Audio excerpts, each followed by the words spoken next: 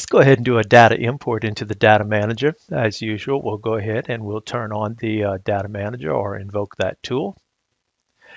And we're going to make sure that we choose where we have a spreadsheet created from. Now, I do have a spreadsheet that was created from this bolt set, so I'll go ahead and I will import into this area right here. So make sure that you select the node that corresponds to the worksheet or the CSV file containing the data you want to import. If you select a node that does not correspond directly to the modified worksheet or CSV file, the import is going to ignore those changes. So let's go ahead to the toolbar here, and we're going to find our tool where we can import right here.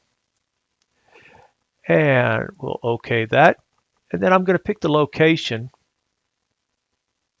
that I have that, and I'm going to see I have that right there, making sure that I do have the correct type of file. It is an SLLSX file, so I'll make sure that I have that one chosen, and I'll go ahead and choose the file. Now when I open it, I get to double check this here, and I can go ahead and say OK. So it's going to import it into here, and you're going to see that you get a message here that you have these yellow things, which means that is something that was updated. So you will have an opportunity to either accept or reject that. And you'll get a message that's going to indicate the location of log files for accepted and rejected edits from your imported spreadsheet or CSV file. So you can click the link in the message to open the folder. After you accept and reject edits, you can access the log folder in the log file in that folder. I'm going to go ahead and just reject this edit right here. And that's all you have to do. And that kills that off. If you picked accept, then it's going to accept those changes into your file.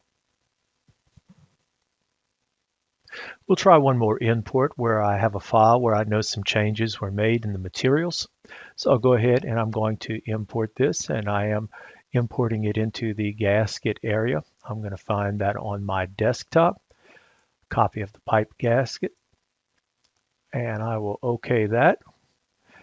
And when I bring that in, you're going to see that these are the materials that have been changed. It's been changed from the SS to the carbon steel. So what I'm going to do here is I'm going to go in here and I'm going to accept those changes. And you can see all of these have been changed to the carbon steel. So that's how easy it is to import a file where changes have been made and to be able to accept those changes on your data manager.